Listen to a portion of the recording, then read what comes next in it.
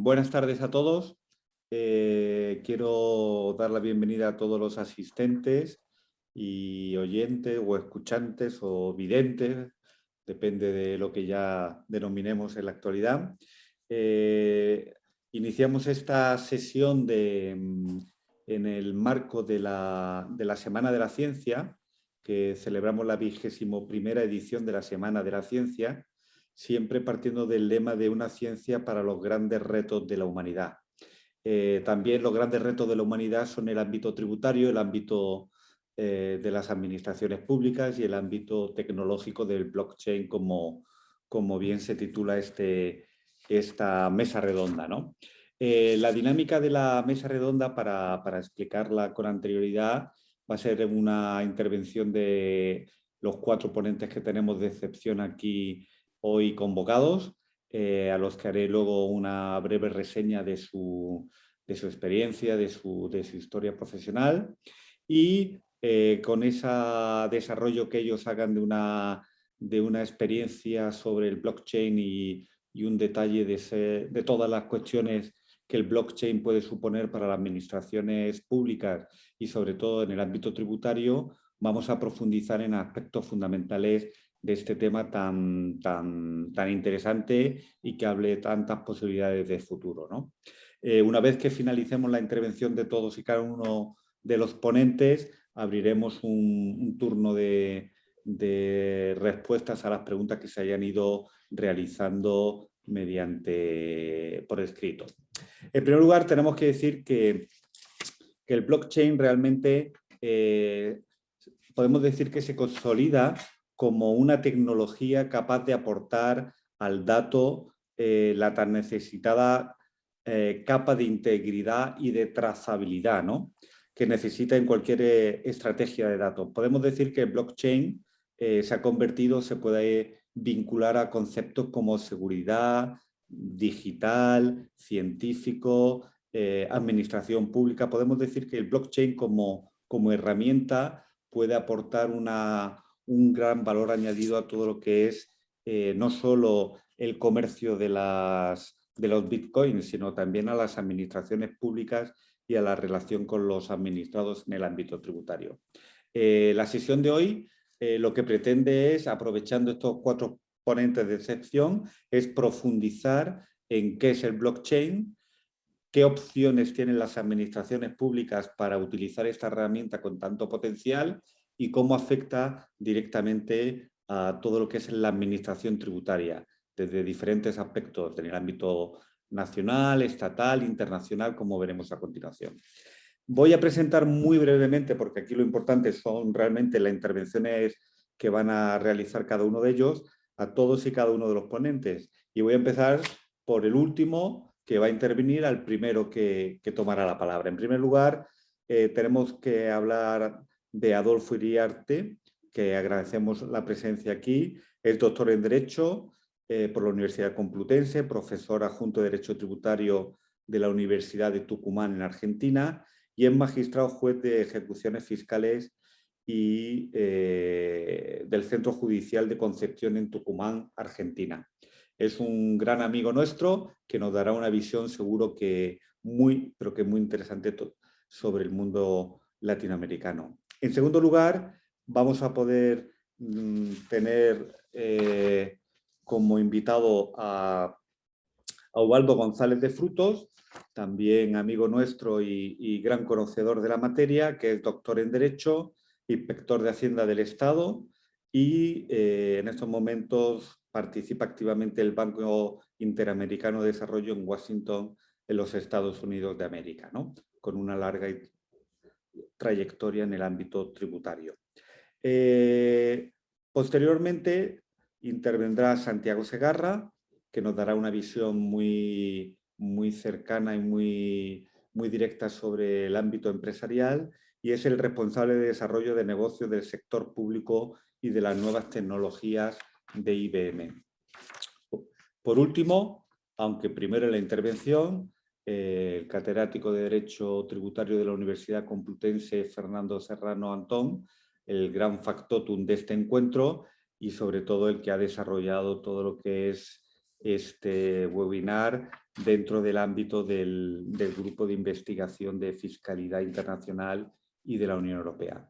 Por tanto, sin más trámites, sin más preámbulos, voy a darle la palabra a Fernando Serrano, que nos va a dar una pequeña introducción sobre aspectos fundamentales de preguntas que nos van a situar en la trascendencia del blockchain en la actualidad, y posteriormente iremos dando entrada a todos y cada uno de los ponentes, que nos van a dar una gran sugerencia de ideas, de experiencias y de propuestas en la materia de la mesa redonda de hoy. Por tanto, Fernando, toma la palabra y gracias por tu presentación y por tu organización del evento de hoy. Muchísimas gracias, Miguel. Mis primeras palabras, claro, tienen que ser de agradecimiento por la presentación, por todos los ponentes que tenemos, que son de primera línea, es decir, gente muy en el mundo, muy preparada, con cosas que decir. No así yo, que bueno, a lo mejor soy más el ideólogo, pero tanto Ubaldo como Santiago como Adolfo han trabajado a fondo estos temas y estoy seguro que lo vamos a pasar muy bien. También hay que dar las gracias a la Universidad Complutense y en particular a la Semana de la Ciencia de la Comunidad de Madrid, que es lo que nos permite todos los años tener una sesión de este tipo que trata sobre todo de ir un poquito más allá de lo que habitualmente pues, se ve en los manuales, en los libros. Es decir, tratamos un poco pues, de estar en la frontera del conocimiento, si se me permite utilizar esa expresión. Bueno, voy a compartir con vosotros una presentación que, como decía Miguel, pues va a tratar un poco de ver aspectos más generales sobre el blockchain y quizás, si me permitís un poco dónde ubicar esta primera intervención, que va a ser de unos 20 minutos más o menos. Esta intervención está en el marco del uso de, iba a decir, nuevas tecnologías. No son nuevas tecnologías, son tecnologías que probablemente han estado ahí durante los últimos años, pero que digamos que son ahora utilizadas o revisitadas con un propósito distinto que hasta el momento se ha realizado, y es sobre todo por el uso que se está haciendo en las administraciones públicas en general y por los gobiernos, ¿no? Y yo creo que en estos momentos hay una marea enorme que está subiendo precisamente para tratar de que las administraciones sean cada vez más eficientes y más eficaces en la provisión de pues, servicios públicos y naturalmente, la realización de sus actividades. Y es ahí donde ese tipo de tecnologías, digamos, han venido ya para quedarse de una forma, en un primer momento, muy disruptiva, es decir, es muy transformacional de lo que es la administración tributaria y la administración en general, pero que, insisto, bueno, pues nos tenemos que ir acostumbrando, porque esto no ha hecho más que empezar, y lo que sí que vamos a ver va a ser un desarrollo bestial en los próximos años. No solamente por razones de eficacia y eficiencia, sino que además todas las instituciones públicas bueno, pues han visto que aquí hay mucho por hacer, ¿no? A esto se añade además una inyección muy importante de dinero por parte de la Unión Europea a través de esos fondos de nueva regeneración, o de nueva generación, perdón, y también bueno, pues el uso que primordialmente se le va a dar en nuestro Estado, ¿no? Bueno, aquí he querido hacer un pequeño avance de todo lo que últimamente venimos hablando, quienes se dedican mínimamente al uso de la tecnología en las administraciones, ¿no?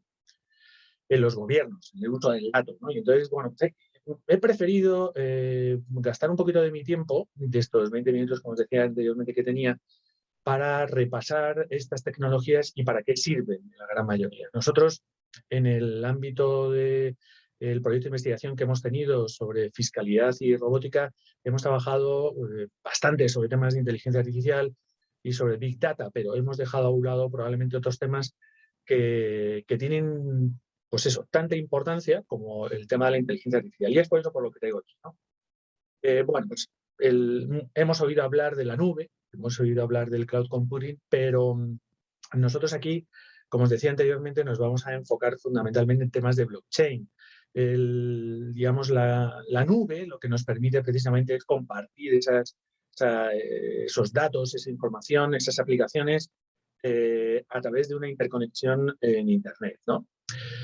Todas estas tecnologías no podemos analizarlas de una forma aislada. ¿Por qué? Pues porque como vamos a tener ocasión de ver y lo hemos analizado muy detenidamente, pues por ejemplo, cuando hablábamos de inteligencia artificial, sabemos que hay un salto exponencial cuando se está utilizando la nube para el uso de datos, ¿no? Pues entonces la nube se ha convertido en algo, como digo, fundamental.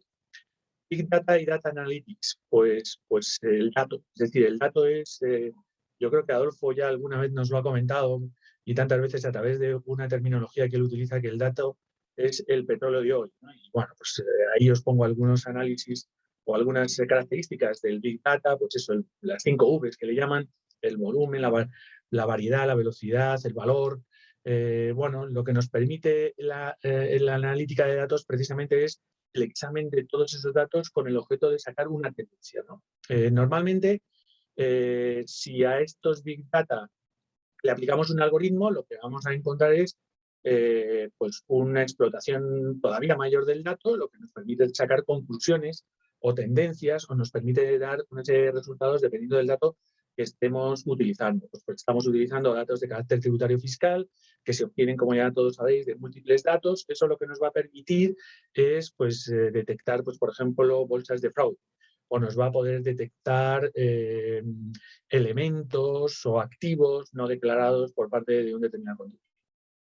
Tenemos también el famoso Internet de las cosas. Bueno, seguro que muchos de vosotros saben más que esto, de esto que yo. Bueno, pues en una serie de dispositivos que disponen de sensores electrónicos normalmente con un cierto software que permiten y que a través de la conectividad pues nos permite pues intercambiar datos, buscar, etcétera, ¿no? Sobre la inteligencia artificial, pues ya lo que os comentado anteriormente, generalmente a través del learning machine, a través del procesamiento del lenguaje natural, lo que nos permite es interpretar hechos y naturalmente obtener decisiones de carácter automatizado, ¿no? A través generalmente pues, de un algoritmo y después del aprendizaje de la máquina que nos puede dar lugar a otros resultados que en el ámbito de la fiscalidad pues, bueno, pues, son en estos momentos muy importantes, ¿no? Sobre todo lo que me refería anteriormente, luchar contra el fraude fiscal, ¿no? Y bueno, y así hemos llegado al famoso blockchain, muy conocido en el ámbito de las criptomonedas. Nosotros hoy no nos vamos a dedicar mucho a las criptomonedas, nos vamos a dedicar al blockchain, a la administración tributaria en general, pero sin lugar a dudas, la tecnología es la misma, ¿no? De lo que se trata es yo me he permitido ahí hablar de un libro de registro digitalizado y descentralizado, es decir, ahí todos los usuarios que van incorporando algo a esa cadena van quedando registrados, está descentralizado porque cada usuario va a poder acceder al mismo. Todo eso queda naturalmente en un listado, son bloques de datos y cuando ese blockchain, es decir, esa cadena de datos, de registros se va produciendo y lo combinamos con un contrato, un smart contract, pues lo que tenemos es una automatización con unas consecuencias de un determinado hecho. Y ya por último, que esto es a lo mejor para el año que viene, si nos animamos todos, pues ahora estaremos hablando ya de computación cuántica y entonces tendremos unos superordenadores rapidísimos con la capacidad de gestionar, asimilar, digerir millones de datos. Bueno, esto ya se hace, ¿no? Pero todavía más y a mayor velocidad y por lo tanto, bueno, con mayor impacto en términos de tiempo, ¿no? Bueno, pues este es un pequeño repaso que, como os digo, quería hacer para saber dónde estamos. Y bueno, pues nosotros estamos, como os decía anteriormente, más o menos en un punto medio, ¿no? Bueno, aquí tenemos un poco esos niveles de madurez digital de la administración tributaria. No todas las administraciones estamos en la misma situación. Hay mucha diferencia entre no solamente las administraciones de de las distintas organizaciones territoriales del Estado español, sino también si comparamos las administraciones tributarias de todos los estados. Lo que sí que es verdad es que en estos momentos hay una gran tendencia por parte de las administraciones tributarias al uso en general de estas tecnologías, ¿no? Y, como no, del blockchain. Esto ha cambiado enormemente. Hay algunas cuestiones que, vamos a decirlo así, ya existían con antelación y por lo tanto no se deben al blockchain, pero sí que lo que hemos visto o lo que he querido aquí ver un poco es esa transformación, esa disrupción, dependiendo un poco de las tareas y de los niveles, ¿no? Probablemente, bueno, pues todos conocemos el nivel 1, el archivo.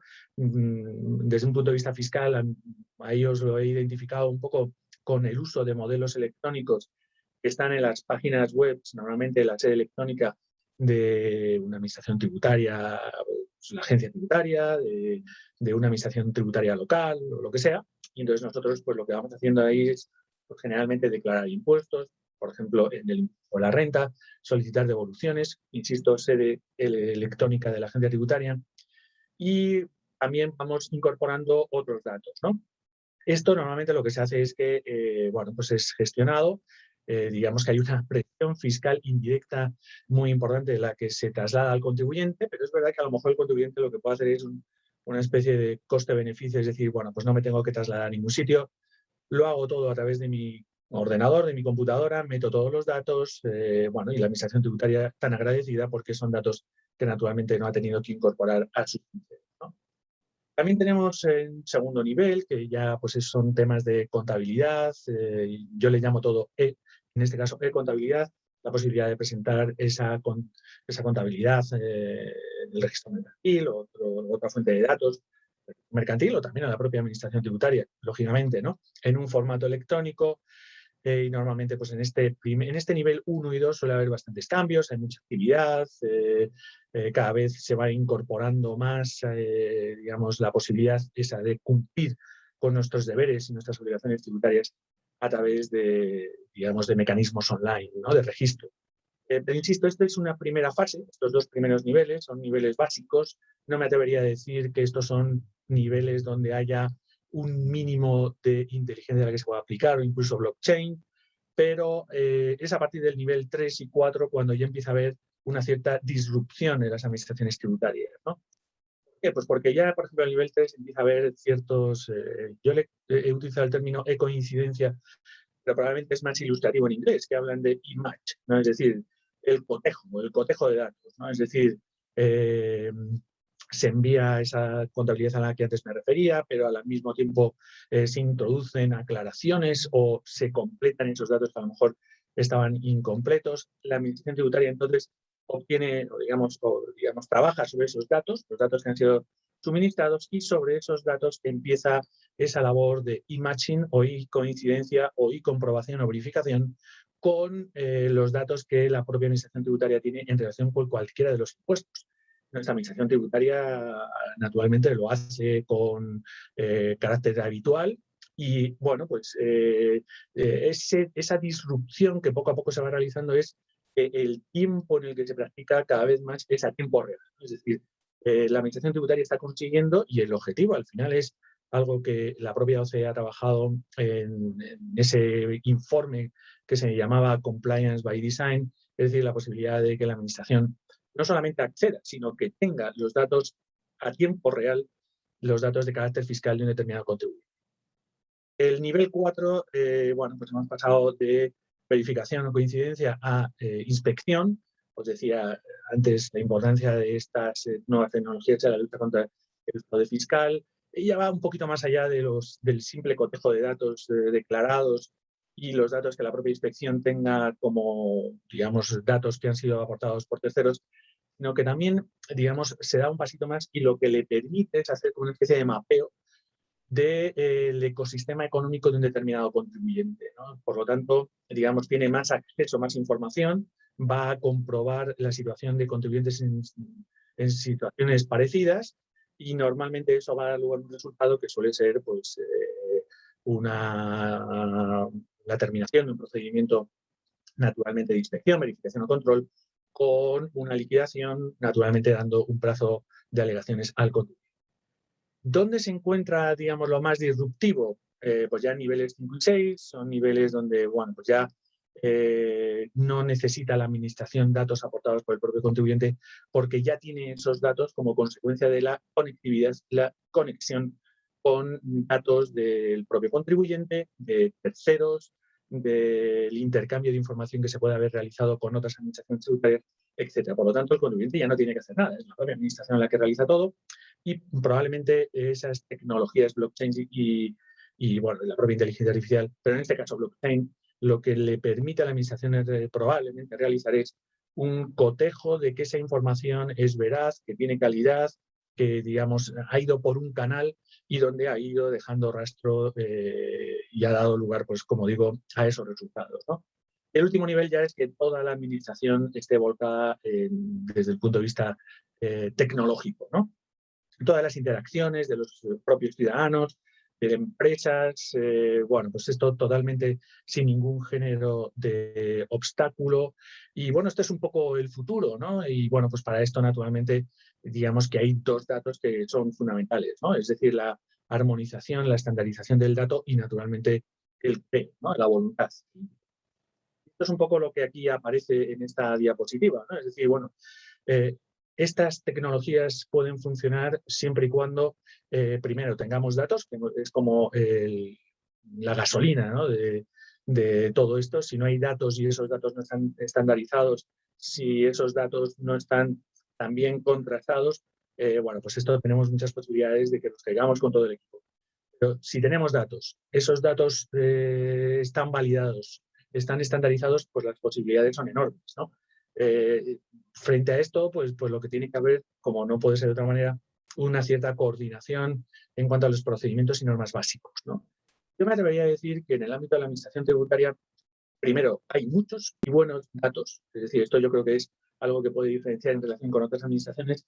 Muchos de esos datos están estandarizados como consecuencia de los tipos de renta, por ejemplo, de los tipos de procedimientos.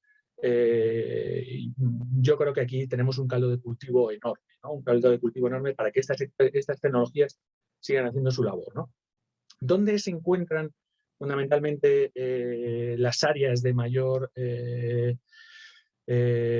aplicación del blockchain? Pues bueno, yo me he atrevido ahí a poner algunas, hay otras, pero me consta que ya existen algunas experiencias, por ejemplo, en aduanas, a las que me referiré mínimamente en los próximos minutos, tema de retenciones, impuestos sobre el valor añadido, intercambio de información, resolución de conflictos fiscales, lucha contra el fraude y en el impuesto sobre la renta también, ¿no? Es decir, en todas estas áreas, en unas mucho más y en otras algo menos, el blockchain está ya llevando a cabo su papel, ¿no? Y es muy curioso, ¿no? Lo que ha pasado en los últimos tiempos, que muchas experiencias piloto, y estoy seguro que esto Santiago después nos va a contar, esas experiencias pilotos que estaban trabajando sobre estos temas, pues rápidamente han sido puestas en marcha, ¿no? Es decir, ha habido una rápida asunción por parte de no solamente operadores públicos, sino también privados, en la aplicación de esta tecnología blockchain. También hay obstáculos, lógicamente, ¿no? Los obstáculos, pues algunos de ellos pues los tenéis aquí, ¿no? Cuestiones presupuestarias. Bueno, pues esto naturalmente no es barato. En muchas ocasiones, pues hay sistemas que vienen de una administración un poco anclada en el pasado y eso es complicado, ¿no? Por fortuna, la administración tributaria española, en general, podemos decir que es una de las administraciones tributarias más punteras del mundo y, por lo tanto, no tiene este problema de sistema heredado, pero sí que lo puede tener algunas otras administraciones territoriales del Estado español, como otras administraciones, naturalmente, de otros entornos geográficos, ¿no? Hay también aspectos legales. Bueno, yo creo que aquí hay un elemento fundamental de derechos y garantías de los contribuyentes que hay que analizar muy detenidamente. Tenemos también el factor humano, como todo. Yo creo que cada vez que se aplican nuevas técnicas siempre hay un tema que es el factor humano, que está muy unido al miedo a la disrupción en general. Otro obstáculo sería la calidad de los datos, la diversidad, como hemos visto, en la madurez digital de las administraciones y la inseguridad regulatoria. Naturalmente, el uso de todas estas tecnologías no debe realizarse solo porque está de moda. Es decir, aquí hay que tener claro cuál es el proyecto, qué es lo que se quiere, qué es lo que, digamos, podemos obtener de esta nueva tecnología y, digamos, y avanzar en el mismo, ¿no? Aquí tenemos algunas cuestiones ya para ir terminando, porque veo que el tiempo pasa muy rápidamente. Bueno, algunas aplicaciones tributarias y blockchain, ¿no? Pues naturalmente, probablemente a todos nos viene en la mente el tema de las criptomonedas, ¿no?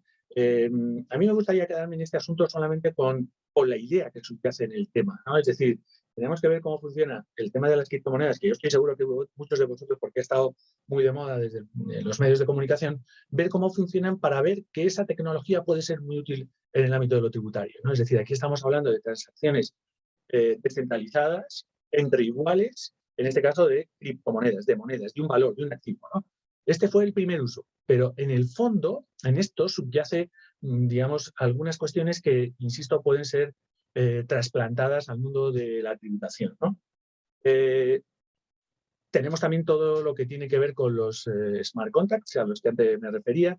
Es una mayor funcionalidad, no solamente financiera, sino es financiera en el ámbito de las criptomonedas, pero con carácter general el smart contract lo que nos permite es, digamos, una mayor digestión de lo que nos da el blockchain. Es decir, nos da mayores posibilidades porque ahí ya vamos a incorporar técnicas de lenguaje programable, vamos a utilizar identificación de lenguaje natural, junto con algoritmos, lo que nos puede dar lugar a una serie también de resultados. Por lo tanto, el potencial del blockchain, en cuanto que es un registro descentralizado, distinto a las criptomonedas, como decía anteriormente, nos da unas mayores posibilidades en cuanto a su enfoque, unas mayores posibilidades de escalabilidad e interoperabilidad.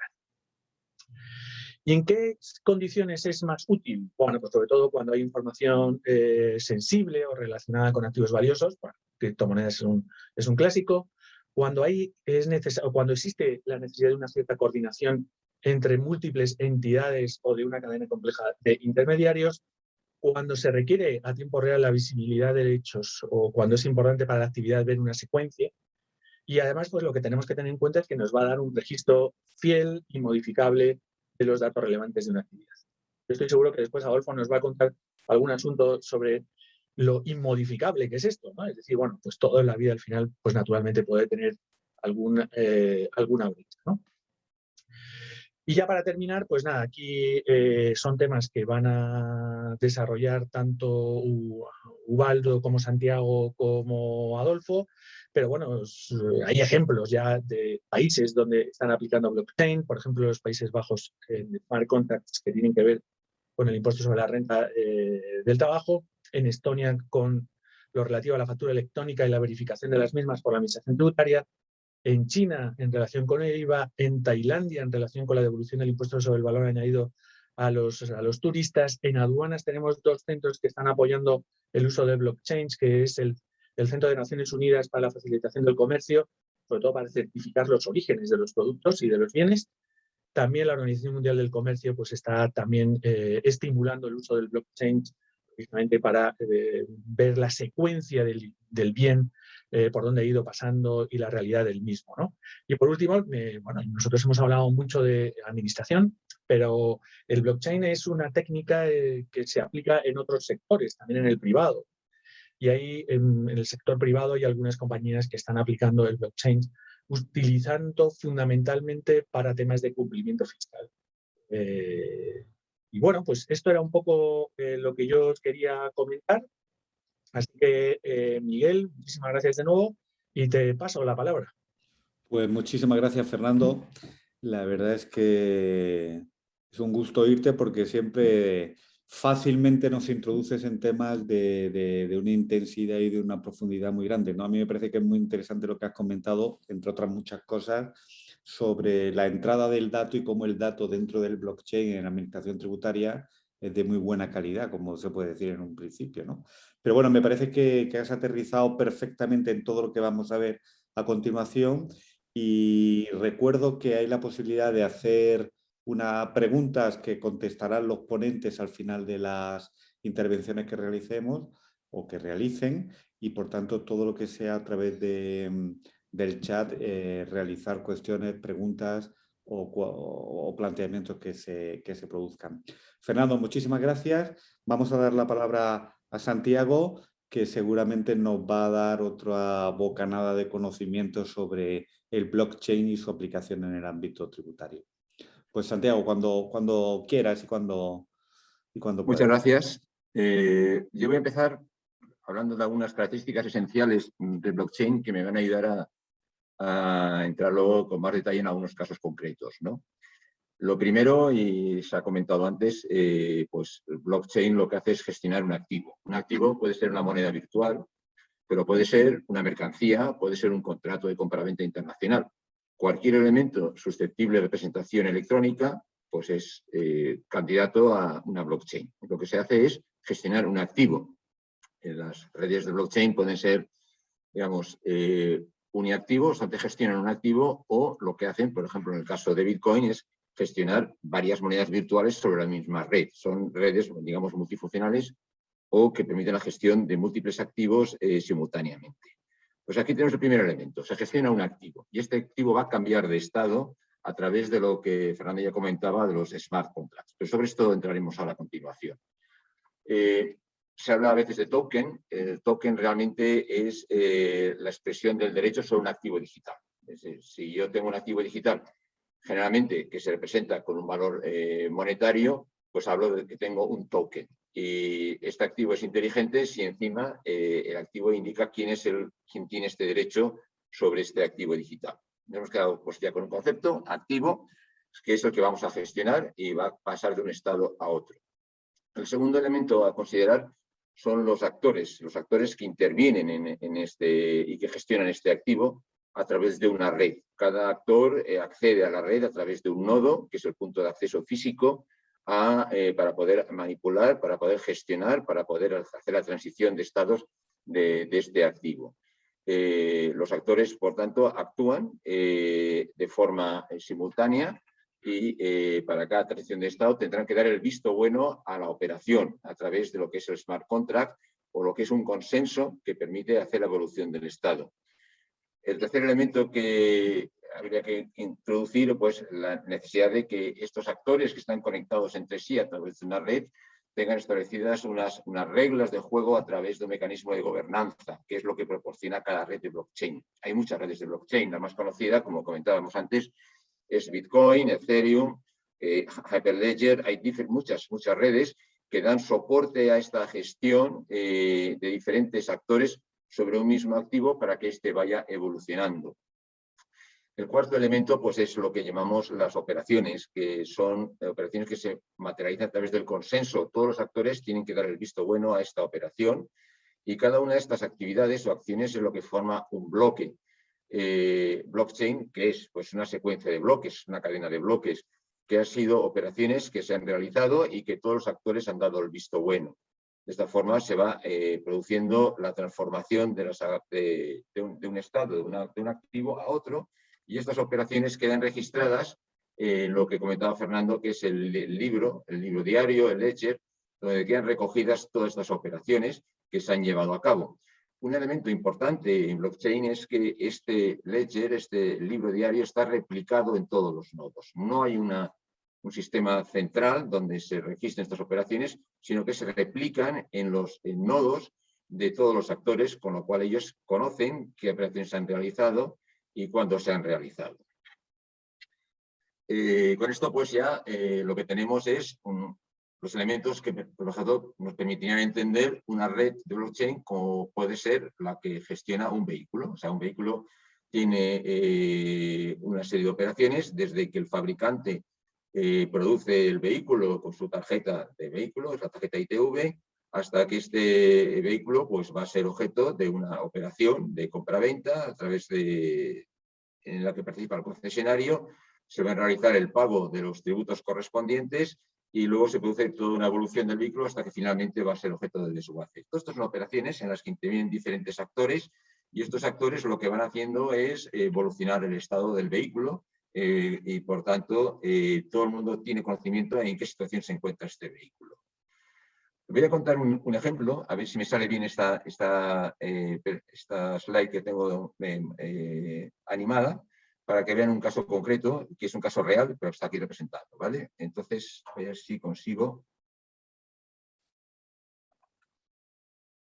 Se refiere concretamente al comercio internacional, ¿vale? Aquí vamos a ver en qué consiste esta operación. A ver si con ello funciona. Bien, aquí lo que vamos a ver es una gestión sobre un activo que es un contrato de compraventa internacional, donde intervienen pues diferentes actores que están reflejados en la parte superior. Por una parte tendremos lo que es las partes que intervienen en la operación, el importador, Tenemos también el transitario, quien efectúa el transporte.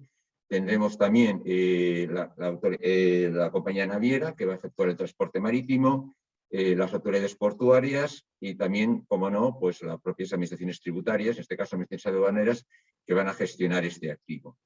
Y lo que se va a hacer es, a través de los nodos, los diferentes actores van a intervenir en la gestión de este contrato de compraventa. Como se ve, es una ley multiactivo porque ahí hay varios contratos de compraventa en que cada uno de ellos tiene un diferente estado. Por ejemplo, el primer contrato de compraventa pues ya está autorizado por la aduana de exportación, mientras el segundo contrato lo que tiene ya es un crédito documentario solicitado por parte de la entidad financiera del importador. En este caso lo que hacemos es incorporar un nuevo contrato. En este caso lo realizaría el importador y, por tanto, le daría los atributos que se le exigen para que quede recogido en el sistema. Una vez este contrato ha tenido, pues tenemos que se encuentra en un estado de iniciado. Este contrato ya existe, está instanciado y ahí tenemos ya los datos de la operación, los que se consideren necesarios, pues cuál es el valor de la operación, la descripción de los bienes, el número de bultos y las características del importador y del exportador. Si seguimos adelante con la operación, pues el siguiente paso es que el importador va a solicitar a su entidad financiera que gestione un crédito documentario y este crédito documentario se va a trasladar a la entidad financiera del exportador para que le dé el visto bueno. Con lo cual, pues vemos que el Estado ha evolucionado. Ya tenemos el crédito documentario emitido y aceptado por parte de la entidad financiera de quién va a ser el exportador. A partir de ahí, y ya me he equivocado, es lo que temía que me sucediera.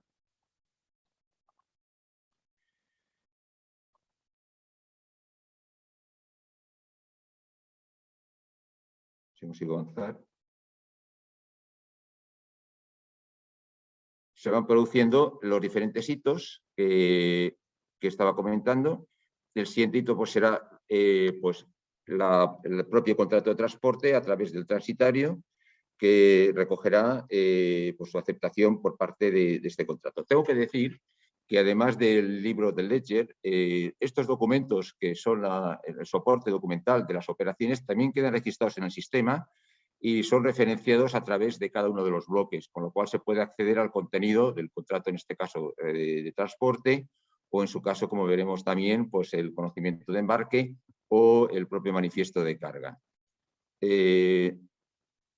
Como ven, a través de las diferentes secuencias de acontecimientos se van generando diferentes bloques que se van incorporando en los ledgers de todos los actores que han intervenido. En este caso, pues la autoridad portuaria manifiesta o comunica que ya tiene conocimiento del manifiesto de carga y, por lo tanto, la autoridad aduanera pues, podrá ordenar el levante de la mercancía y su transporte hacia el destino.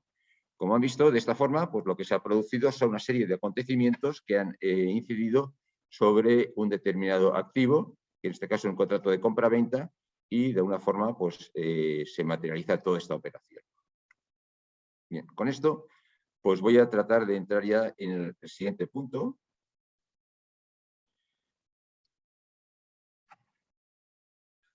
Que es el casos de uso que a mí se me ocurrirían dentro de la administración tributaria, ¿no? En primer lugar, pues aquí la administración tributaria puede participar como un actor más. No, digamos, es el actor principal, el que pone en marcha, el que organiza esta red. En este caso, pues el que he comentado fue una compañía consignataria, la que tuvo la iniciativa, es Merx, la que tuvo la iniciativa de montar esta red de blockchain y ha ido invitando a diferentes actores que poco a poco se han ido incorporando. En este caso, pues la administración tributaria actúa, en este caso la aduanera, actúa como un participante más de una red de blockchain. Otros casos, por ejemplo, pues podría ser el propio proceso de creación de empresas en la que intervienen diferentes actores y también la administración tributaria. Y en este caso, pues este ejemplo me permite ilustrar algunas ventajas que incorpora blockchain. La primera es el hecho de que para que una operación se realice, pues se produce el smart contract y en la medida que todas las partes dan el visto bueno, queda registrado en el ledger. ¿Esto qué significa? que todos los actores tienen conocimiento de lo que ha sucedido. Aquí se pueden establecer diferentes perfiles de acceso. O sea, se puede conocer que la operación se ha realizado, pero no se tiene por qué conocer el contenido de la operación. Esto viene determinado en función de los roles que se le asignan a todos los actores en función de las operaciones que se realicen. Entonces, la primera ventaja es la inmediatez. Los actores conocen las operaciones que se realizan en tiempo real. No hace falta que accedan a un repositorio central para poder descargarse esta información. Pero el segundo elemento es la superación de algunos bloqueos. ¿Y qué es esto? Por ejemplo, en el caso opuesto de una sociedad que se va a constituir, pues se requiere, por una parte, que se haga un depósito del capital social, por otra parte, exista un contrato de sociedad del que haya dado fe un notario, un cedatario público y además exige que tenga un número de identificación fiscal. Sin embargo, la administración tributaria, la entidad financiera, para abrir una cuenta donde se produzca el depósito, exigirá un número de identificación fiscal. Y la administración tributaria, aquí es quien proporciona la número de identificación fiscal, exigirá que exista un contrato de sociedad. Y este contrato de sociedad, aprobado por un notario, exigirá que se haya producido el depósito del capital social o de una parte del capital social. Por lo tanto, aquí se produce lo que se llama un bloqueo. ¿Qué permite blockchain? Que estas tres operaciones se junten y tal forma que en el momento que las tres partes den el visto bueno se materialice. De esta forma se superaría el bloqueo. ¿Por qué? Porque las partes tienen conocimiento del contrato de sociedad, tienen conocimiento de la apertura de la cuenta y del depósito de la misma y del otorgamiento del NIF, aunque la operación no se llega a formalizar hasta que las tres partes hayan dado el visto bueno a través del mecanismo de consenso. Otro ejemplo es el que he comentado anteriormente en cuanto al comercio exterior. Este ejemplo ya es un caso real y que involucra a diferentes puertos de todo el globo terráqueo y de diferentes emisiones tributarias de diferentes países. Bien, el segundo escenario sería aquel en el que la administración tributaria es, digamos, la actora principal, es la que promueve una blockchain. Y aquí estaríamos hablando de lo que se denominan los procedimientos administrativos complejos, en los que deben intervenir o bien varios órganos de una misma administración, por ejemplo, la petición de un informe, seríamos de una red blockchain interadministrativa o una red blockchain interadministrativa en la que participen diferentes administraciones tributarias. Esto puede suceder en el ámbito de las administraciones tributarias nacionales. Por ejemplo, pensemos en el supuesto de que una administración tributaria estatal realiza la inspección del impuesto de la renta y la administración tributaria autonómica realiza la inspección del impuesto de patrimonio. De alguna forma hay que coordinar actuaciones y evitar en cualquier caso que se produzcan contradicciones entre lo que alguien regulariza y que otro no regularice, o los efectos de lo que uno regularice frente al impuesto de la renta. Si se descubre un patrimonio oculto, pues lógicamente también hay que analizar cuál ha sido el origen de este patrimonio oculto, porque eso implicará posiblemente una regularización en el impuesto de la renta. Esto sería un ejemplo en el que a la hora de hacer una inspección por varias administraciones que tienen atribuida la potestad de inspeccionar diferentes tributos, se puedan coordinar entre sí. O también en el supuesto en el que haya varias administraciones tributarias de diferentes estados, por ejemplo, en el ámbito de procedimientos amistosos, en lo que se puede referir a precios de transferencia. El hecho de que se haga una aplicación por una parte de la administración tributaria puede implicar efectos en otra administración tributaria y para eso están previstos los procedimientos amistosos. Pues la posibilidad de que este procedimiento amistoso se sustancie a través de una blockchain sería otro caso de uso que podría tener algún sentido. Y ya con ello voy a entrar en el último punto que quisiera comentar, son los riesgos que implica desde el punto de vista del fraude tributario el uso, sobre todo, de las criptomonedas. Concretamente aquí lo primero que tener en cuenta es que no hay una institución central que gestione la blockchain. La gestión de la blockchain es una gestión descentralizada y es a través del ledger, de estos libros diarios, donde se recogen todas las operaciones que se han realizado. No hay intermediarios. Y el segundo elemento a tener en cuenta es que esas operaciones pueden ser anónimas. No hace falta que el titular se identifique de forma fehaciente, sencillamente tiene un alias con el que puede actuar. Esto, lógicamente, pues, plantea ciertos riesgos fiscales. ¿En qué se pueden utilizar el caso de las monedas virtuales? Pues la primera operación es lo que se llama la compra de la moneda virtual. Esto se realiza generalmente convirtiendo dinero, el curso legal, en dinero virtual, y a partir de ahí la persona que tenga estas criptomonedas puede ya realizar operaciones, como es, por ejemplo, pagar unos servicios que ha recibido o pagar por unas mercancías que ha obtenido, realizar una permuta, o bien, finalmente, solicitar el reembolso de esta criptomoneda para obtener otra vez dinero convencional. Bien, estas operaciones, como he dicho, pues pueden ser anónimas o pueden ser o no serlo. En la mayoría de los casos, quien opera a través de blockchain lo hace de forma anónima, con lo cual hay un problema en cuanto a la identificación de quién ha hecho esta operación y sus consecuencias fiscales. Consecuencias fiscales que pueden ser la calificación de la operación como ganancia patrimonial en el supuesto de un reembolso o sencillamente una retribución de trabajo personal o de actividad profesional, si es una contraprestación de servicios, o una actividad empresarial normal y corriente, si lo que se hace es una contraprestación de una entrega de bienes. Pero claro, el problema aquí es cómo identificar las partes. Primero, tener conocimiento de la operación y segundo, identificar a las partes que intervienen. Aquí lo que utiliza blockchain es unos mecanismos, como se comentaba Fernando anteriormente, que garantizan la vinculación subjetiva y la vinculación objetiva.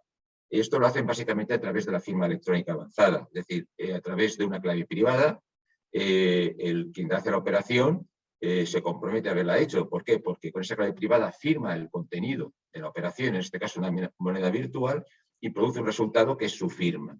Y un tercero puede verificar que esta operación ha sido realizada por una determinada persona a través del tercer bloque de información, que es el certificado de clave pública.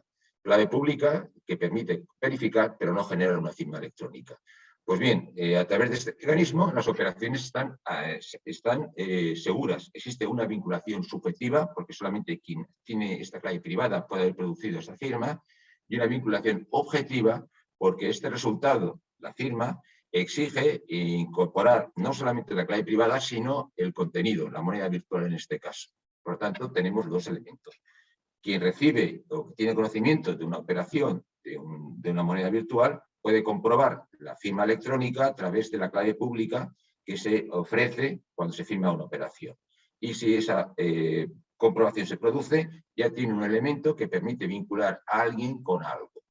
Bien, el problema es que quien realiza esta firma utiliza una clave privada y un certificado de clave pública que puede recoger la identidad real del firmante o puede utilizar un alias, con lo cual el riesgo está implícito. No se sabe quién ha hecho esta operación. Por esto, esta situación puede producir un riesgo fiscal. La ley de prevención, la ley que se aprobó recientemente en el Estado de España, la ley 11/2021, establece unas obligaciones de suministro de información en aquellos casos en que quien gestione la clave privada no sea el mismo titular, sino sea un tercero que ofrezca estos servicios. En este caso, este intermediario pues tendrá un contrato de intermediación en el cual tendrá identificada la persona que realiza la operación. Y es a estos a los que se les puede exigir que suministren información de aquellas operaciones de las que ya tenía conocimiento.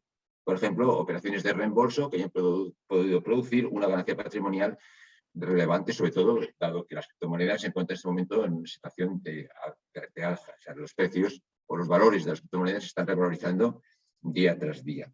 Es por ello por lo que se ha establecido esta obligación de suministro de información cuando se actúa por medio de terceros.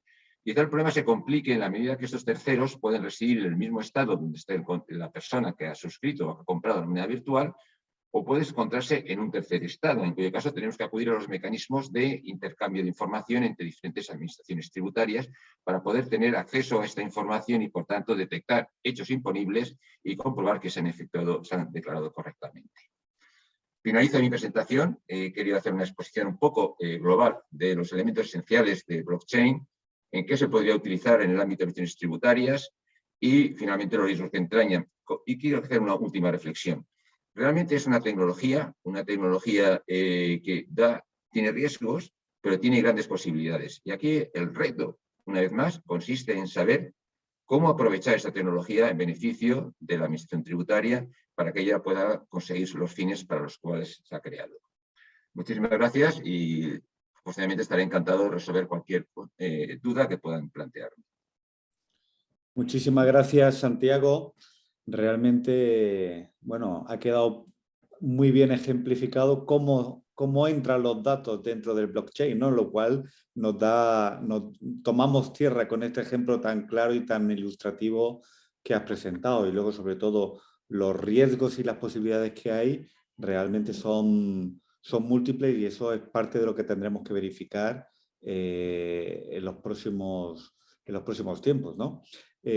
Muchísimas gracias por tu intervención porque realmente ha sido muy clarificadora, por lo menos para mí. Quisiera ahora dar la palabra a Ubaldo, que seguro que va a introducir de nuevo alguna novedad, algún comentario que luego podamos comentar en el turno de preguntas. Y si os parece, Ubaldo, cuando quieras, comienzas tu intervención, teniendo en cuenta siempre que estáis cumpliendo todos con el tiempo que hemos comentado, 20 minutos, y que sois como un auténtico reloj. O sea que enhorabuena a los ponentes que han intervenido ahora, y espero que los que intervengan a partir de ahora también cumplan con el tiempo, que vamos fenomenal. Pues adelante, Ubaldo, cuando quieras, por favor. Bueno, gracias, Miguel, y buenos días a los participantes en España y en América. La verdad es difícil agregar algo después de escuchar a Fernando y a Santiago, que son dos personas de total solvencia. Yo he puesto aquí si estamos cerca de la administración tributaria con blockchain, ¿no? Entonces, lo que he recopilado son como 4 casos de estudio para ver si esta pregunta tiene respuesta o no, si estamos cerca. Entonces, bueno, la primera reflexión es que la tecnología no es un fin en sí mismo. Entonces, no es que pongamos blockchain y así mejoramos la administración, sino al revés, ¿no? Tenemos un problema, los mecanismos tradicionales de bases de datos centralizadas no nos están funcionando bien, especialmente en un contexto internacional. Entonces nos hacemos la pregunta de si blockchain lo va a arreglar. Así que voy a pasar a contar estos casos de estudio. El primero es el intercambio, se ve en la pantalla, ¿verdad? El primero es el intercambio de información financiera, en los que llaman Common Reporting Standards. Este es el intercambio automático de información pues, sobre intereses y otras rentas. Entonces, aunque esto se llama common y standards, hay bastante poco de común y de estándar en cómo los países aplican esto. El proceso consiste, como vemos ahí en la pantalla, en que una institución financiera de un país le pasa un fichero a la agencia tributaria de su país y esta lo intercambia mediante un protocolo con unas definiciones. Lo recibe la administración tributaria del otro país. Bueno, una parte del tiempo y de los esfuerzos que hacen las administraciones tributarias en este mecanismo, que es bastante reciente, los primeros intercambios datan del año 17, apenas hace 4 años. Entonces estamos aprendiendo sobre esto pues, constantemente. Como digo, una parte del tiempo que invierten las administraciones en esto es en el que llaman matching, ¿no? En conseguir identificar la información con un sujeto. La información va relativamente bien en un sentido, pero si hay dudas en el sentido contrario es muy difícil de resolver, y al final lo que tenemos aquí son comunicaciones unidireccionales entre una serie de bases de datos únicas que hablan entre sí, pero que no forman una red, no son nodos de una red única e integral. Por eso este es un sitio, un problema en el sistema tributario internacional, en este caso, que es muy propicio para solucionarlo con blockchain. Y ahí he puesto el título de un artículo de Tax Notes International que se titula así: ¿Cómo y por qué los países africanos, este habla de África, pero es extensible a todo el mundo, podrían aplicar la tecnología para solucionar el blockchain? Vale, este es un primer caso de estudio, entonces creo que es bastante claro. Voy a pasar al segundo. Es bastante parecido. Es el tema del beneficiario efectivo, el Ultimate Beneficial Ownership, que es más o menos lo mismo. Ahí lo que hacemos es que rompemos el velo de la sociedad.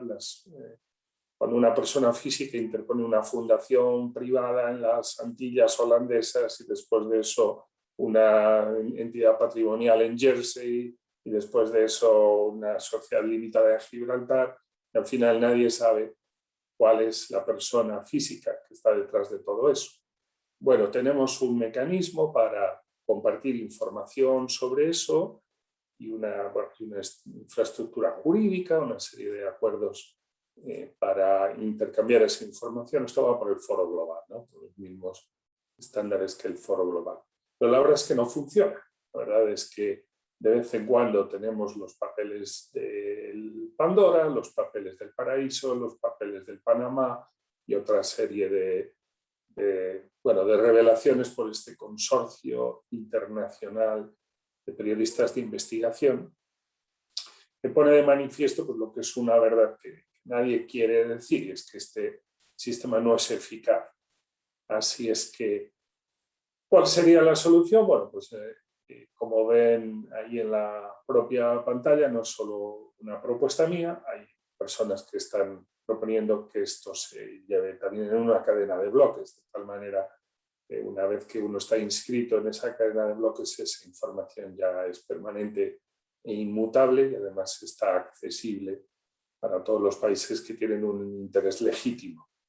Claro que luego hay que hacer letra pequeña aquí porque a lo mejor es preciso poner un umbral de entrada para inscribir a ese beneficiario último en una cadena de bloques y luego hay que ver cómo la información se encripta para que, aunque se comparta por todos, no esté toda la información transparente para todos, sino solo para las personas que tienen un interés legítimo o un derecho a conocerla.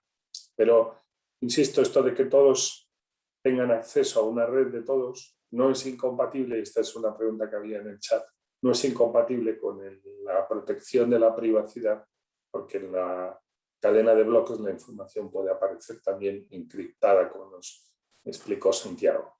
Vale, este es el segundo estudio de caso, creo que se ve bastante bien, voy a progresar a otro. Aquí tenemos el informe país por país, que es una creación relativamente reciente también, esto data de IDEPS. En 2015 se aprobó la idea y en 2017 también se implementó. Ahí en la pantalla está la fotografía del libro de la OCDE, que utiliza un esquema XML para intercambiar la información.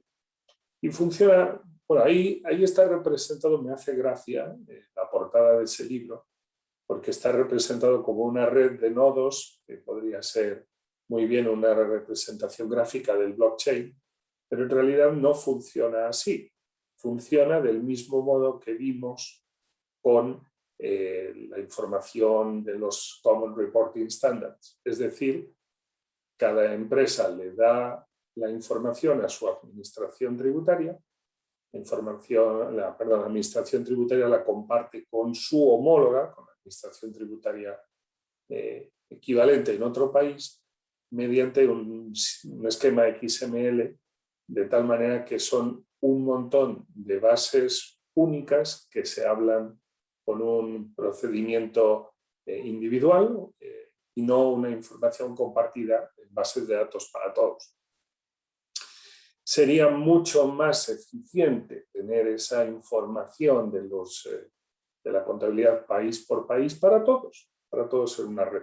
En la parte derecha de la lámina lo que he puesto es una imagen de un programita en Microsoft, que se puede consultar gratuitamente en la red, que hace un análisis de riesgo en función de lo que hay en cada informe país por país.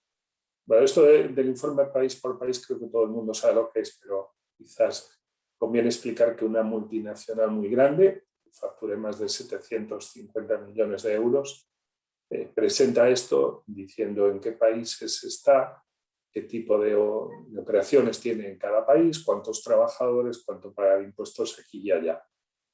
Y eso se utiliza por las administraciones tributarias para estimar o evaluar el riesgo de incumplimiento en cada país, ¿no? Entonces, si yo soy Argentina y tengo una filial de, qué sé yo, de de Repsol o del banco del BBVA, pues puedo allí ver si hay riesgo de que tengan establecimiento permanente en mi país o de que los precios de transferencia estén siendo manipulados, etc. En cambio, el riesgo de estas grandes compañías desde España es distinto, y lo mismo si tienen una subsidiaria pues, en cualquier otro país. Entonces, ¿qué ocurre? Que cada país tiene una percepción del riesgo distinta en este caso, y además no hay como una confianza en que los datos que se comparten pues den el mismo resultado. Y esto no le beneficia a las multinacionales porque en realidad lo que necesitan, ya que están en este entorno de transparencia, pues es reducir mucho su exposición al riesgo, si es posible eliminarla, y por otro lado dar una imagen consistente en todas partes para no tener muchas auditorías simultáneas. Esto, obviamente, una cadena de bloques daría mucha más seguridad a esto. No habría realmente que hacer intercambios de informes país por país, porque la multinacional lo depositaría ahí y está inmediatamente accesible a todos los países legitimados. Y cuando hablamos de la acción 13 es un caso que se ve muy claro, pero en precios de transferencia esto se puede ampliar mucho más. Entonces, lo mismo los comparables, los análisis de precios de transferencia, etc. No es, digamos, transnacional por naturaleza el problema de los precios. Una base de datos centralizada y segura le da esto una seguridad y un avance que ahora mismo no tiene, ¿no? Sería una forma de solucionar este tema de los precios. Voy a avanzar porque soy consciente que el tiempo es corto. Vale, ahora voy a hablar de cómo resolver el fraude del IVA, que no es una idea mía, es algo que está promocionando mucho un profesor de la Universidad de Boston, que se llama Ainsworth,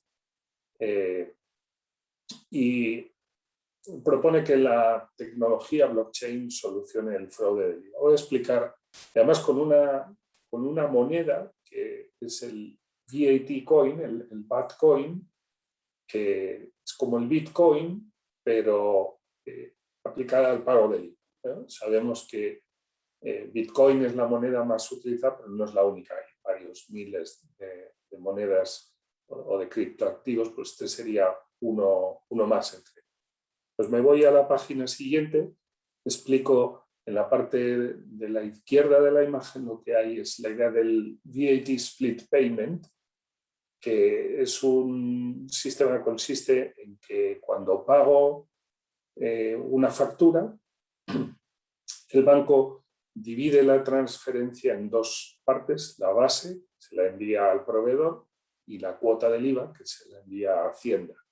Entonces esto puede funcionar de formas distintas, pero más o menos lo que hace es que toma un cierto control sobre el flujo monetario. Pero el problema del fraude en IVA es que Hacienda más o menos está logrando avances importantes en el control de la información, sobre todo con suministro de información en tiempo real, que es lo que hace la factura electrónica en América Latina, o cuasi real, que es lo que hace el SII en España, el Sistema de Información Inmediata, y ahí las administraciones tributarias pues, le hemos puesto un poco de control al flujo de información, que es algo de lo que se prevalían no sé cómo calificarlo, los del fraude carrusel, los estafadores del fraude carrusel. Entonces, hay un cierto control en el flujo de la información, pero no tenemos nada de control en el flujo financiero, y esto es un problema. Entonces, este sistema de VAT Split Payment, que es en fin, esto no es teoría, esto es la forma de funcionar del IVA en Polonia y en Italia para las grandes empresas del sector público, y hay un informe de la Comisión Europea sobre la virtualidad de este sistema de dividir los pagos en dos para solucionar el fraude del IVA. Bueno, entonces, en la imagen de la izquierda, en ese esquemita simplificado, lo que hacen en Polonia es que el banco, tú tienes una cuenta bancaria para tu empresa y el banco te genera una gemela donde acredita el IVA. el IVA de esa, los movimientos de esa cuenta bancaria de IVA solo los puedes hacer para entradas de IVA que recibes, pagos de IVA a proveedores que haces o pagar la liquidación de IVA, el IVA trimestral, mensual. Pues no tienes libre disposición de ese flujo, de esos saldos, salvo que te dé autorización especial de administración. Bueno, entonces es muy importante retener esta idea de controlar los flujos y esta idea de la estanqueidad de los flujos para que no haya fugas. Entonces ahora me voy a la parte derecha de la imagen y ahí lo que hay es un esquema de un artículo de este Ainsworth que le propone a los países del Golfo Pérsico, Emiratos, Arabia Saudí, Bahrein, etcétera, tener un IVA único y en cadena de bloques. Entonces, la idea de Ainsworth es que ese split payment, en lugar de ir a una cuenta bancaria en el Banco de Santander o en la Caixa, se convierta en un activo, en un criptoactivo, que es un VAT coin, un BAT coin, que cumple esa estanqueidad. Lo puedo utilizar como BAT coin para pagar a mis proveedores cuando me facturan el IVA, para pagar a Hacienda cuando tengo deuda al final del periodo, pero no tengo otra forma de convertirlo nada más que yendo a través de la administración tributaria si es que estoy liquidando, etc. Entonces, ese sistema tiene como varias ventajas. La primera es la total estanqueidad de los pagos, el control absoluto de ese flujo financiero, la permanencia, el tema de que como son smart contracts se pueden aplicar automáticamente y, bueno, una robustez frente al fraude. Entonces, esto se ha propuesto también para la Unión Europea, pero lo que falta aquí es un acuerdo político. Es muy difícil poner de acuerdo a todas las personas en esto. Creo que es muy interesante este ejemplo, no sé si se dará, pero muy productivo. Hay otro, y este es el último caso de estudio, no sé si voy bien, ¿tengo tiempo, Miguel, de hablar un par de minutos de esto?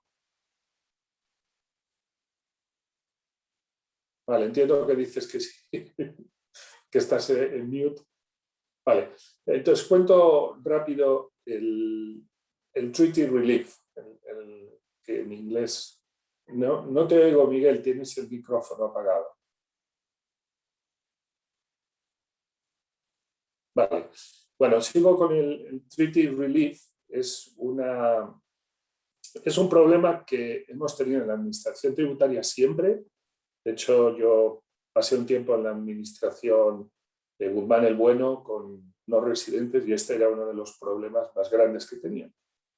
Porque en este caso el esquema de la izquierda presenta el flujo de información y de pagos en un inversor internacional. Entonces, en la izquierda tenemos arriba del todo el inversor, es decir, compro acciones, yo, Ubaldo, de una empresa cotizada en la bolsa de Nueva York, sea Microsoft, lo que sea, pero claro, yo no lo compro directamente, sino a través de mi intermediario financiero, un banco o un agente de seguros, y ese no tiene acceso directo tampoco, sino que va con un depositario. Puede ser un depositario mundial, que esté como Global Custodian, un depositario nacional, Home Country Custodian, o una asociación internacional de custodia. Luego hay un agente local, o en Estados Unidos otro agente local, la entidad financiera que analiza los pagos de la entidad que me reparte el dividendo y por último la compañía en la cual he invertido. Bueno, ¿cuál es lo característico de este problema? Lo característico es que la entidad que reparte los dividendos en Estados Unidos tiene que retener como no residente al inversor un 30%. Pero España tiene un convenio para prevenir la doble imposición con Estados Unidos que, según yo tenga, creo recordar, más de un 10% de los derechos de voto o no, me va a retener un 5 o un 10, no un 30, un 5 o un 10. Entonces, las entidades que están entre medio, esta entidad necesita saber primero que yo soy residente de un país con convenio y cuál es el tipo de mi convenio. Y eso tradicionalmente va con un certificado de residencia que es un papel muy complicado, el flujo de la información. Después, esa información pasa por todas estas entidades que hay en la pantalla y al final, lo que nos pasaba en la delegación de Hacienda era que cuando devolvíamos el exceso de retenciones, pues no sabíamos si esto llegaba al inversor final, si se quedaban inversores institucionales, fondos de pensiones, fondos de inversión mobiliaria, etc. Entonces ahí siempre ha existido el problema de que o no se producía la devolución, lo cual era injusto, o había escenarios de fraude o de que la devolución se quedaba en sitios que no eran correctos. Pues la OCDE hizo un proyecto que se llamaba C-Trace, como Tax Relief, bueno, un proyecto que se acabó en el año 13 o 14 y la verdad que no funciona. Entonces no es un problema de falta de voluntad política, sino que es un problema de tecnología. Y aquí hay una propuesta, se ha publicado en julio del 21 por la Universidad de Viena y EY y otros socios, de poner todo esto en cadena de bloques donde es transparente para todos la información y las transacciones y los smart contracts. Pues creo que ya cierro aquí, ya no hablo de ningún caso más y voy a las conclusiones. Primero, algunas administraciones han hecho una incursión un poco falsa en el blockchain. Por ejemplo, fue muy sonado el caso de la Administración Tributaria del Estado de Ohio, que dijo que era en Estados Unidos el primero que funcionaba con blockchain y con Bitcoin, ¿no? Entonces, realmente lo único que hace es que admite pagos con Bitcoins y propone una empresa financiera, un intermediario financiero para que se lo convierta en dólares. Entonces, eso realmente no es de lo que hablamos aquí, sino de casos donde hay un interés entre una o varias administraciones y varios agentes privados, como hemos visto las grandes empresas en el Country by Country Reporting, los importadores y exportadores y las aduanas que nos contaba Santiago, y realmente esto abre un horizonte muy interesante. El problema, insisto, es poner de acuerdo a los políticos. Nada más, espero que les haya gustado. Te devuelvo la palabra, estimado moderador. Muy bien, gracias, Ubaldo. Muchísimas gracias. La verdad es que también interesantísima tu ponencia, sobre todo a mí me llama la atención el hecho de que el blockchain es un medio, no una finalidad, y tus 4 ejemplos son fantásticos para comprender cómo poder aplicarlo, ¿no? También sería interesante, a lo mejor si nos da tiempo en el turno de palabras, ver si hay madurez digital para poder absorber todo lo que significa el blockchain y aplicarlo, ¿no? Vamos a dar por último la palabra a nuestro amigo Adolfo, que nos va a comentar cuál es la situación, sobre todo en LATAM, ¿no? En Latinoamérica. Y lo que sí, para ir finalizando dentro del tiempo que hemos pactado, vamos a intentar, en el tiempo que te hemos asignado, Adolfo, exponer tu tema. Luego haremos una serie de las preguntas que surjan entre el público. Adelante, Adolfo, toma la palabra. Bueno, muchas gracias, Miguel.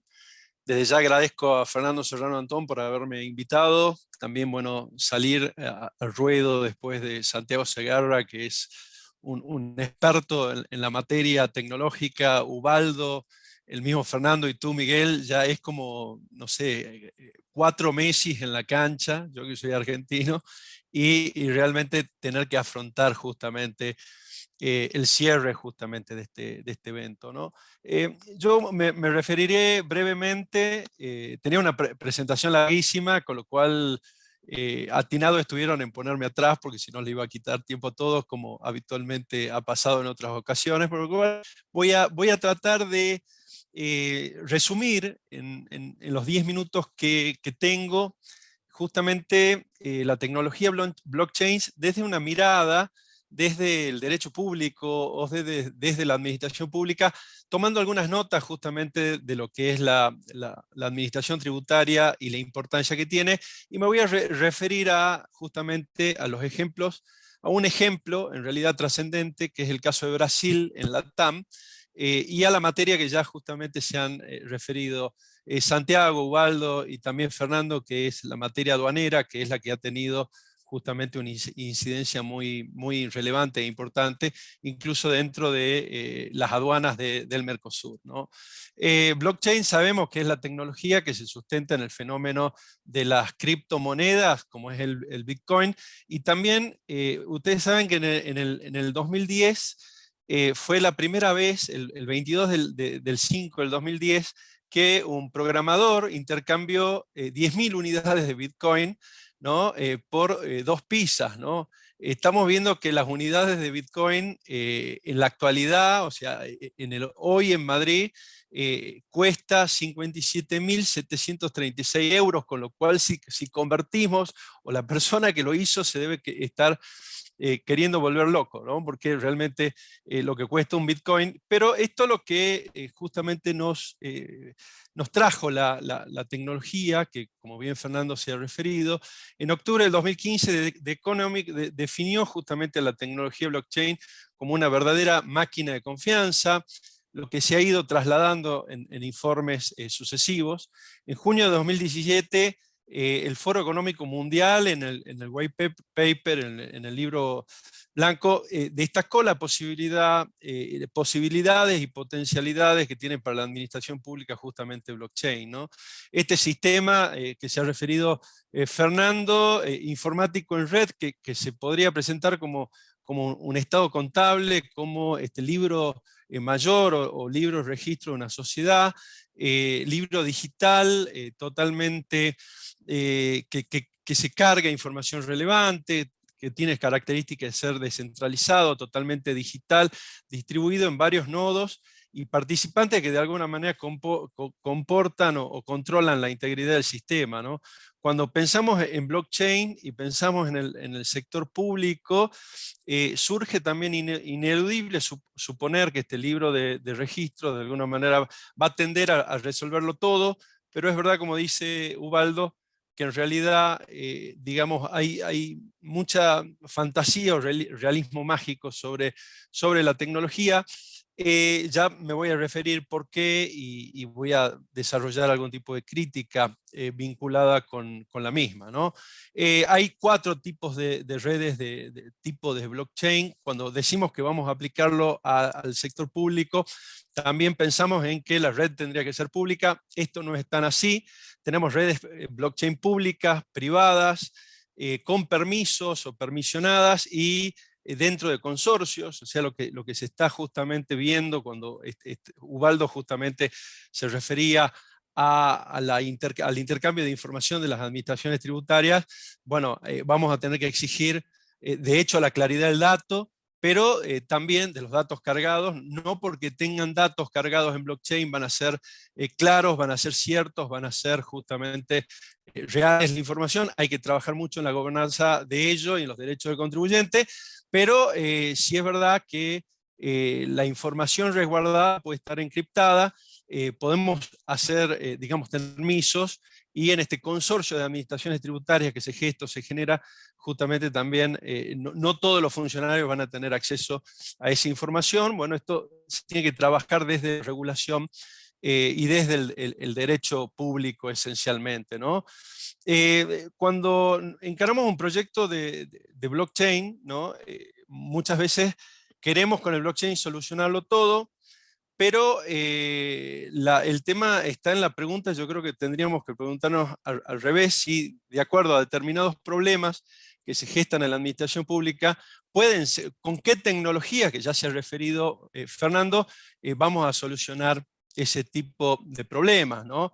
Entonces, ¿por qué? Porque si queremos aplicar nuevas tecnologías al sector público, estamos pretendiendo justamente que se puede realizar todo con blockchain y no es el camino adecuado. Es decir, la pregunta correcta sería ¿cuál es la mejor tecnología justamente para llegar a solucionar un problema, ¿no? La cuestión también está que en este mundo de la economía tokenizada, queremos tokenizarlo absolutamente todo a raíz de la fiebre cripto, ¿no?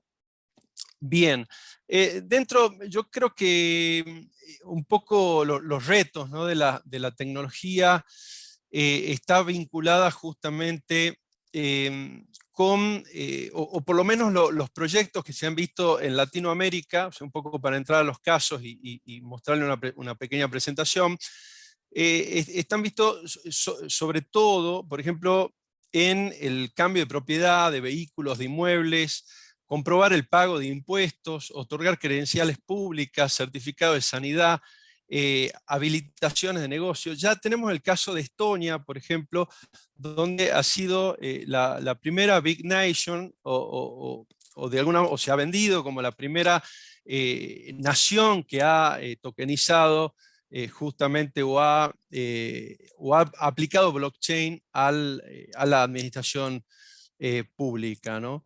Bueno, un poco tenemos riesgos, el riesgo siempre va a estar en materia tributaria, inclusive vista desde el problema que puede dar la protección de datos. Si no se protegen los datos de los contribuyentes, si bien puede estar protegido por la cadena de bloques, pero si un funcionario, como ha pasado en Bulgaria, como ha pasado incluso en la Argentina, filtra los datos, no es un problema de dicha tecnología, ¿no? Entonces, un poco para ir, les quiero compartir en el poco tiempo que me queda,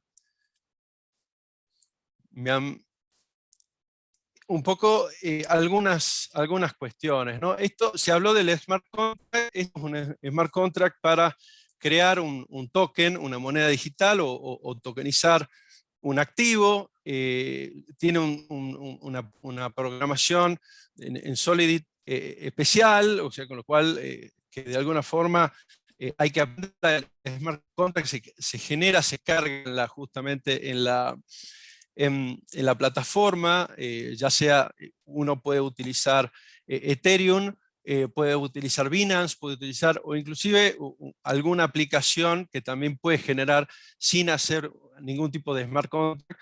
Pero ustedes vean, la primera vez que apareció la idea del smart contract fue por Satoshi Nakamoto, justamente en este paper, Bitcoin, un sistema de dinero efectivo electrónico peer-to-peer, pero que no se sabe bien quién era justamente Satoshi Nakamoto, si era un grupo de personas, si es una persona anónima, etc. Esta también lo saben ustedes, pero lo que sirvió y lo interesante que tiene es justamente la tecnología que fue aplicada después, ¿no?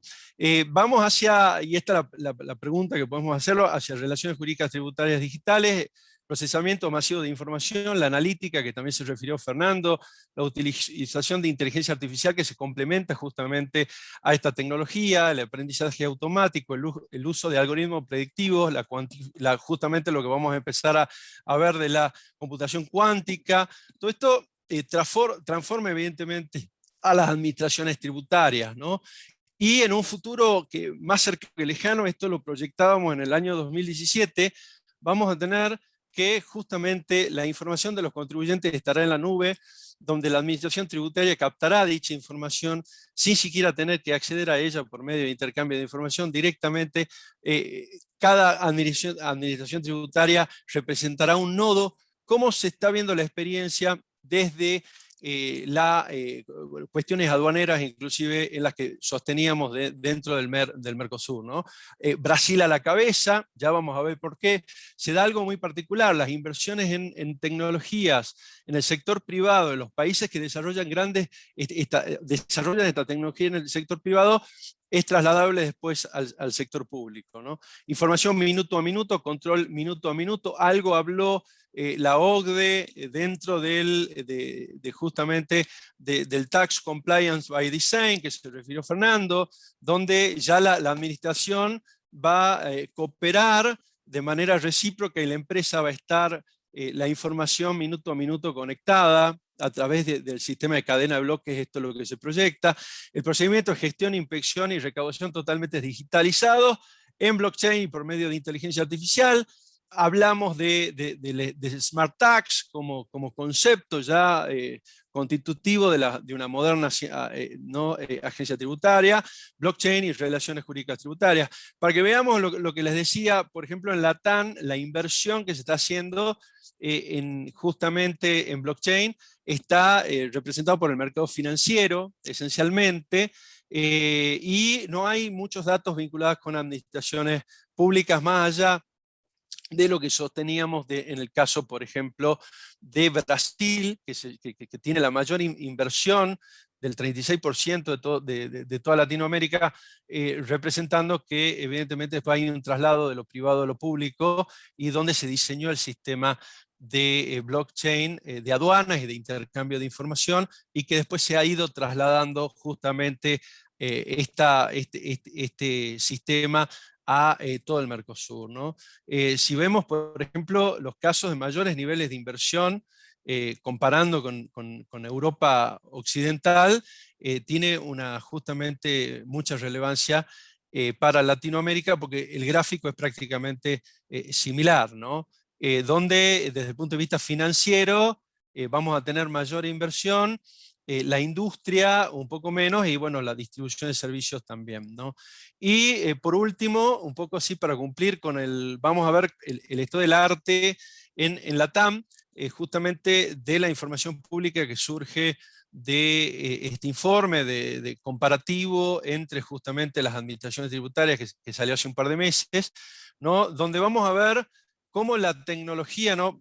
Fíjense, Argentina de alguna manera informa que utiliza inteligencia artificial, no está utilizando el tema de la computación en la nube, ciencia de datos está utilizando, pero cuando nos preguntamos si está utilizando blockchain, más allá que existe una cadena federal de blockchain público destinada justamente a la firma digital y a proyectos vinculados con justamente ventas, compras, y que no sean compras directas, sino a través de licitaciones públicas vinculadas con cadena de bloques. En materia tributaria no se da. En el caso, por ejemplo, está empezando a utilizar el caso de Bélgica. Brasil desde el 2019 la tiene, digamos, empezó a implementar en materia justamente aduanera como referíamos, ¿no? Bueno, acá tenemos otros ejemplos también de administraciones tributarias que han empezado a usar o no. Por ejemplo, en el caso relevante, recién Fernando se refería justamente a Holanda, pero Holanda recién empezó con esta tecnología en el 2020, con lo cual en esta información del 2018-2000 no figura justamente el uso de tecnología de blockchain.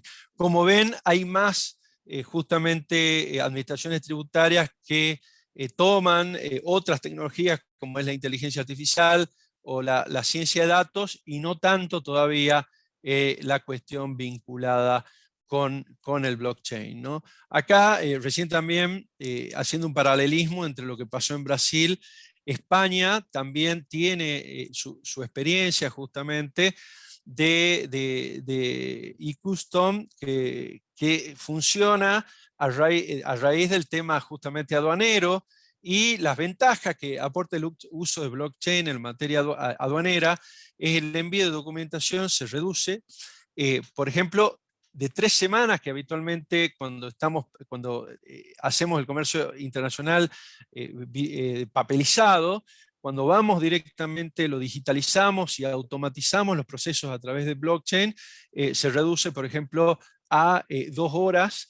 Inclusive ya lo mostró Santiago como se pueden dar las cartas de porte, los créditos, etcétera, y los pagos, y ver cuándo minuto a minuto se está pagando, inclusive se pagan los impuestos. Bueno, yo creo que es una tecnología justamente revolucionaria, que no puede o no debería aplicarse a todos, sino realmente previamente justamente evaluar y ponderar los beneficios, las ventajas de aplicar esta tecnología, pero con los cuidados de gobernanza que debemos tener, que ya se refirió Fernando, y también con preguntarnos, ¿no? Y eso volvemos a la pregunta, no todo se resuelve con blockchain, sino realmente preguntarnos qué tecnología es la que se debería aplicar para resolver cada tipo de problemas. Bueno, con eso yo creo que cumplir exacto en el tiempo asignado, y bueno, espero si hay algunas preguntas tratar de responderlas, ¿no? Muchas gracias, Fernando y Miguel. Muchas gracias, Adolfo. Gracias por tu intervención, que es siempre muy sugerente. Yo siempre digo que Adolfo no habla mucho, sino que Adolfo tiene muchas ideas y que siempre tiene mucho que contar. O sea, que te agradezco especialmente que te hayas ceñido al tiempo que nos propusimos al principio. Creo que después de la exposición de todo este mare magnum de ideas, de experiencias y de conocimiento, entre las preguntas que podríamos rescatar son dos que ya Waldo ha hecho referencia. La primera sería, y lanzo a todo el mundo para que en unos 5 minutos podamos responder. En este caso, lo que genera más dudas, y yo creo que también lo ha trascendido la persona que ha hecho la pregunta, es cómo evitar violar el derecho a la intimidad, ¿no? En relación a estos datos tan sensibles. Yo creo que la seguridad jurídica, el derecho a la intimidad, el intercambio de datos, ¿cómo creéis vosotros que realmente no puede haber un conflicto aquí en cuanto a derechos, en cuanto a datos tan sensibles que se manejan no solo ya entre una sola administración, sino entre distintas administraciones, como habéis comentado, ¿no? Y la segunda pregunta que también hacen referencia aquí es, viendo toda la tecnología que estamos poniendo en marcha, ¿creéis que es suficiente la normativa actual que tenemos tanto en el ámbito del derecho privado a través del Código Civil o del Código de Comercio que datan del siglo XIX en nuestro ordenamiento, o también es necesario que haya una actualización de normativa en el ámbito administrativo, del derecho administrativo, para responder a esta necesidad del blockchain, ¿no? No sé si alguno de vosotros quiere o atender a alguna de estas preguntas o hacer algún comentario. A ver, Otra cosa, ¿no? Miguel, si me permites, yo creo que la asimilación de las nuevas tecnologías por parte del ordenamiento jurídico es un proceso que se debe hacer por sedimentación. Es decir, los ordenamientos jurídicos tienen sus principios y esos principios sirven para valorar las situaciones nuevas que se producen, ¿no? No puede estar actualizando el ordenamiento jurídico de forma permanente. Una vez se ha asimilado ya, sobre todo por parte de los tribunales de justicia, la aplicación de las nuevas tecnologías, es cuando los ordenamientos jurídicos tienen que ir evolucionando para responder a las nuevas realidades, ¿no? Pero yo creo que los principios del derecho dan mucho juego para resolver situaciones que se producen por la aplicación de las nuevas tecnologías. Y en segundo lugar, bueno, que es el primero, la intimidad, yo creo que no es uno de los grandes problemas que tiene blockchain. ¿Por qué? Porque la información está encriptada de una forma segura. Es decir, blockchain nació precisamente con la idea de encriptar la información. Tú sabes que la operación se ha realizado, pero no conoces el contenido de la información, de la operación, salvo que tengas los permisos necesarios para poder hacerlo.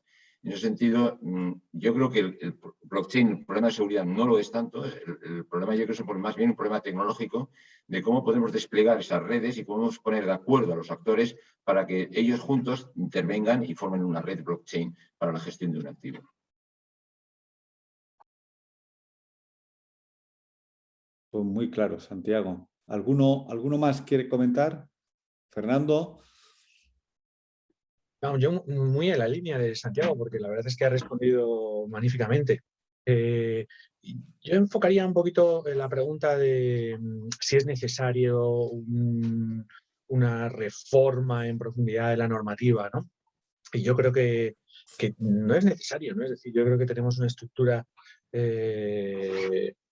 tanto en el derecho público como en el derecho privado, muy notable, que efectivamente ha asumido ya el uso de las nuevas tecnologías, como las que estamos hablando en nuestro caso, la aplicación de los tributos, todo lo que es administración tributaria, sin perjuicio que, lógicamente, es necesario a veces una actualización de esa normativa, de esos principios en ocasiones, ¿no? Y yo creo que eso lo hemos visto muy bien, por ejemplo, en el ámbito de la inteligencia artificial, la vuelta un poco de tuerca que se le ha producido todo lo que es, en particular, el uso de datos, ¿no? Y mucho viene de la mano del Reglamento General de Protección de Datos de la Unión Europea, pero es verdad que la sedimentación a la que se refería Santiago lo que produce precisamente es, bueno, ¿qué es lo que verdaderamente hay que cambiar, ¿no? La estructura, los principios básicos, los conocimientos los tenemos y lo que hay que hacer es, pues efectivamente, un poco lo hemos visto lo que ha ocurrido con la aplicación de las nuevas tecnologías en el procedimiento de inspección tributaria. Es decir, por qué los inspectores o cómo los inspectores pueden utilizar, pues, Zoom, ¿no? Y es algo que, bueno, pues que efectivamente se ha introducido, se ha regulado y bueno, con las correspondientes reservas y con las correspondientes condiciones legales, pues lógicamente pues, está funcionando razonablemente bien. Es algo totalmente distinto, ¿no? Es verdad que esto es algo disruptivo, ¿no? Es decir, tenemos que cambiar un poco la mentalidad que hemos tenido probablemente hasta ahora. Muchas gracias, Miguel. Muchas gracias.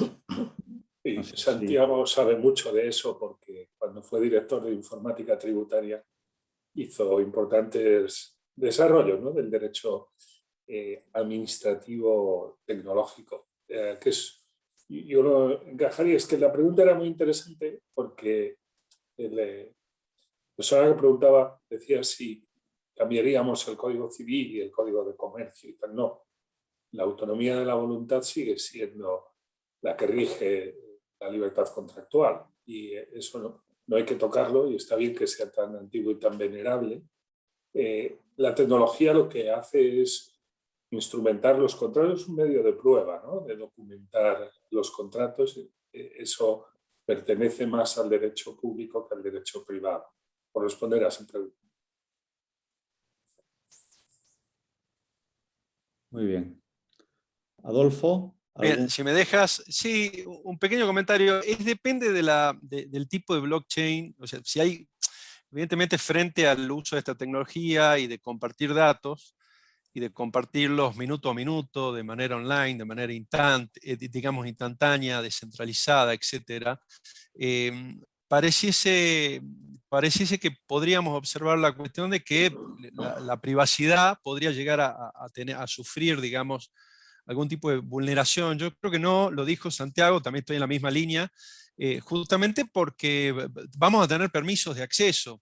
Y ahí sí vamos a tener que trabajar, yo no sé si el marco legal, sino una buena gobernanza de los datos, ¿no? Y una buena, y que sean operaciones que son trazables. O sea, vamos a saber quién ha filtrado la información, ¿no? Y lo vamos a saber al instante.